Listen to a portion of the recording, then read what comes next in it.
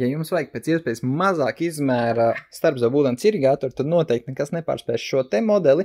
Viņš ir ļoti maziņš, var likties ārprāts, viņš nepietiks ūdens, ko izmantot, bet tas ir vienīgais starpzavu ūdens irigātors, kurš strādā bišķi savādāk nekā šie te lielie stacionāri, ne stacionāri, bet standarta varianti. Visi šie te lielie, viņi šauj ap patstāvīgi pulsējušu ūdens strūku. Līdz ar to tas nozīmē tīrot zobus, ir jāpaliecas pāri pa izlietu smalu, jo visu laiku ūdens tek ārā no mutes.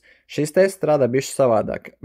Katrs šis šāviens, ko viņš veic, sastāv tikai no 2% ūdens un 98% gaisa. Tāpēc viņam arī vajag ļoti maz ūdens. Šis te, principā, šī tumšāk zaļā daļa viņa ūdens rezervārs. Nu, cik tur ir 3-4 ūdens malki var arī norīt.